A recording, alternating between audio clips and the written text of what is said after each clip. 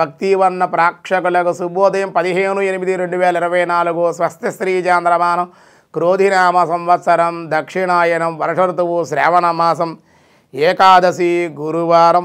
ఈరోజు ఏకాదశి ఉదయం 6:04 వరకు ఉంది.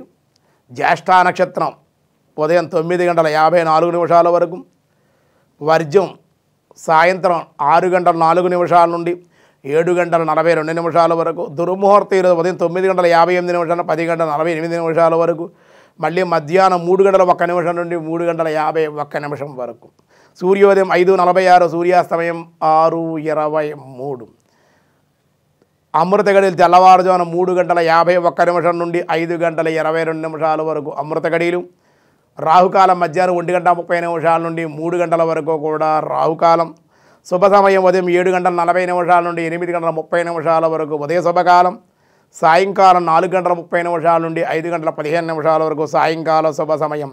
వైద్యుతి యోగం మధ్యాహ్నం 1:13, గరంజి ఉదయం 6:04, వని సాయంత్రం 6 గంటలకు. ఏకాదశి గురువారం కాబట్టి అన్ని కార్యాలకి అనుకూలం. ఈరోజు ఉదయం సూర్యోదయంలో ఏకాదశి ఉంది కాబట్టి 6:04 వరకు ఏకాదశి ఉంది కాబట్టి పూర్తిగా ఏకాదశి ఉన్నట్టే. అయితే రేపు ద్వాదశి పారాయణ చేసేవాళ్ళు మట్టికి అంటే ఏకాదశి రేపు ఉదయం వరకు ఉంది. రేపు ఉదయం 6:04 వరకు ఉంది, ఇబ్బంది ఏం లేదు. ద్వాదశి కూడా పూర్తిగా రేపు తెల్లవారుజామున ఎల్లుండి పొద్దున్న వరకు కూడా ఇబ్బంది ఏమీ లేదు. ఏకాదశి పూర్తిగా మనకి రాత్రి అంటే రేపు పొద్దున్న 6:04 వరకు ఉంది. ఏకాదశి ఉపవాసం ఈరోజే చేసుకోవాలి, రేపే ద్వాదశి పారాయణని చేసుకోవాలి. దినారంభ చక్రాన్ని బట్టి ఈరోజు మేష, వృషభ, మిథున, కర్కాటక రాశి వారికి చాలా అనుకూలంగా ఉంది. ధనస్సు, సింహ, కన్య, తుల, వృశ్చిక రాశి వారికి మిశ్రమంగా ఉంది. ధనస్సు, మకర, కుంభ, మీనరాశి వారికి కూడా అనుకూలంగానే ఉంది.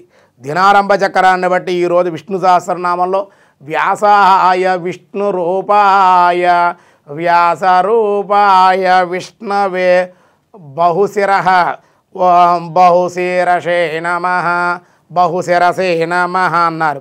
అనేక శిరస్సులు గలవాడు ఋగ్వేదంలో పురుష సూక్తంలో చెప్పారు. అందుకే సహస్రశీర్ష పురుష అనే పురుష సూక్త వర్ణన కూడా అనేక వ్రక్తనయనం అని భగవద్గీత చెప్పింది.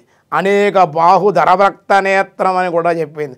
సర్వతో శిరోముఖం అని కూడా చెప్పబడింది. కనుక స్వామి సహస్రశీర్షుడు, విశ్వమయందు గానవచ్చు శిరస్సులన్నీ కూడా భగవంతుడి యొక్క శిరస్సులేనని, ప్రాణికోటి అంతయు కూడా భగవత్ స్వరూపమే అని భావం.